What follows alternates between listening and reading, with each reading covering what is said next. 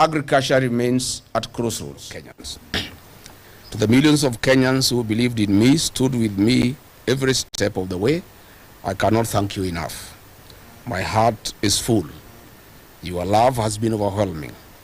To my core principals, Honorable Stephen Kalonzo Musyoka and Eugene Wamalwa, before, during, and after the impeachment, you have been with me every step of the way. To my core principals of the United Alternative Government, you have been a family to me. To the senators and MPs from across board who stood with me, you were harassed, intimidated, but refused to succumb to bribery. May God bless you. The journey has just begun. To the innocent civil servants, including gardeners, cleaners, tea girls, office messengers, who suffered the brunt of this regime, you were harassed, intimidated, threatened, and embarrassed. Justice will be served one day. This ruling was about you. I know it still pains you, but I thank you very much for standing with me and my family all along. May God bless you and your families most sincerely. We stand here today with tremendous respect to the judiciary of our country. While we respect the ruling of the High Court, we totally and fundamentally disagree on the interpretation of the law and application of facts. The long-standing legal principle of natural justice and the right to a fair hearing has been trashed and ignored in broad daylight. What a sad day for those whom have undergone this in the past and those who face the same in future. We shall proceed to file an appeal at the Court of Appeal on the decision and hope that justice shall prevail. The framers of the Constitution provided for an appellate and Supreme Court. We believe we shall fight to get justice one day.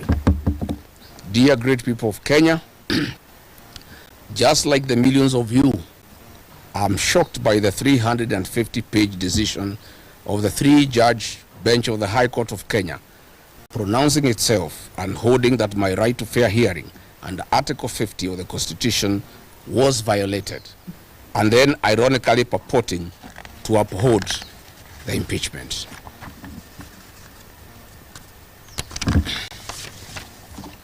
It is lost on all of us how the actions and decisions of Parliament, categorically determined by the three-judge bench as unconstitutional and a product of an unfair process, can then be deemed valid by the same bench. Those contradictions are an abuse to the intelligence of the people of Kenya who are following the process and the judgment many hours on. The fundamental right to fair hearing, guaranteed under Article 50 of the Constitution, determined to have been violated, is amongst a set of constitutional provisions protective of every Kenyan facing any accusation. Article 25 of our Constitution provides rights that are non-derogable. They cannot be limited under any circumstances. At the core is the provision to fair trial. The right to fair hearing bound by Article 50, and in regard to the process, Article 47 demands fair process requiring mandatory fair hearing. We strongly observe that the impeachment process was found faulty by the three-judge bench for failure to respect my right to fair hearing in the violation of Article 25, 47, and 50 of the Constitution.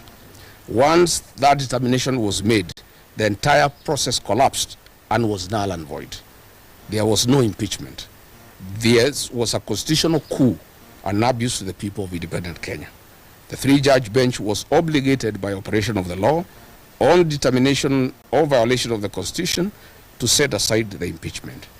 The decision by the bench to then purport to uphold the impeachment in the face of its decision or violation of the Constitution is in itself a violation and derogation of its responsibility under Article 165. Decisions made in violation of the Constitutions are null and void. Lord Denning in McFoy declared that if an act is void, then it is, in law, a nullity. It is not only bad, but incurably bad. You cannot put something on nothing and expect it to stay there. It will collapse.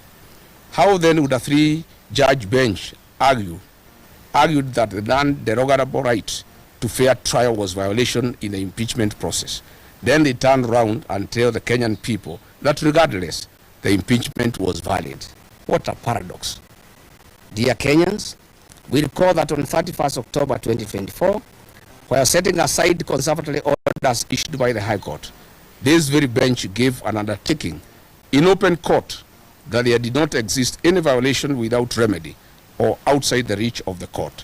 They further argued that in the event and as a consequence of setting aside the protective conservative orders, they determined that if the impeachment process was unconstitutional, they would reverse any actions and decisions taken pursuant to the impeachment.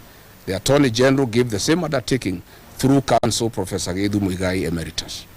2 weeks ago, the Honorable Justice Ogola, the presiding judge, categorically stated that the petitioners could not restrain it on the remedies on finding of the unconstitutionality of the impeachment, including the possible reinstatement as a deputy president.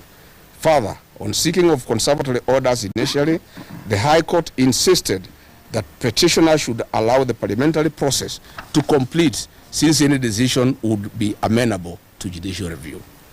It is then astonishing that in this judgment, after pronouncing itself and determining that the impeachment process violated my right to fair hearing, the three-judge bench purported to hold that the impeachment was nevertheless valid and permanent. In yet another paradoxical determination, the bench decided that the Senate failed to follow expected constitutional impeachment process by refusing to use the required select committee.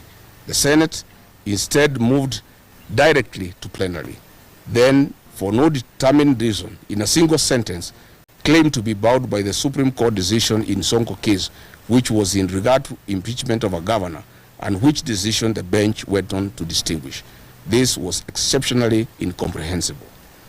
Dear Kenyans, in this regard, earlier today, I held a consultative engagement with my legal team led by Senior Counsel Paul Kibuge-Muite, and we have clearly analyzed the judgment and have instructed them to challenge this judgment at the Court of Appeal. For avoidance of doubt, I moved to the High Court to fight for my rights and those of Kenyans who participated in the 2022 general elections that have been violated. My prayer was to seek the quashing of an illegal process of impeachment. It is only after the determination of illegality, as has already happened, and setting aside of the impeachment, as should have happened, we were to consider asking for damages for constitutional violations.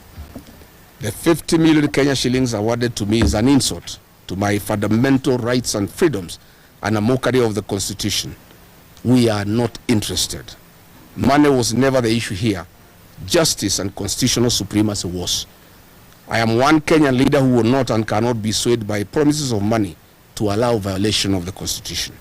I stand as a matter of principle to protect constitutional rights and defend the Constitution. This is an oath that I sow, and Kenyans know me for that. If I was interested in money, Mr. William Ruto had offered me 2 billion Kenya shillings in an effort to entice me avoid impeachment and choose resignation. But I stood for my rights and that of over 7 million Kenyans who voted for me. I rejected this offer and faced the National Assembly. This is in public domain. No offer, no amount of money can stand between me, my rights, and the rights of the citizens of Kenya under the Constitution. So if I could reject 2 billion, offering me 50 million,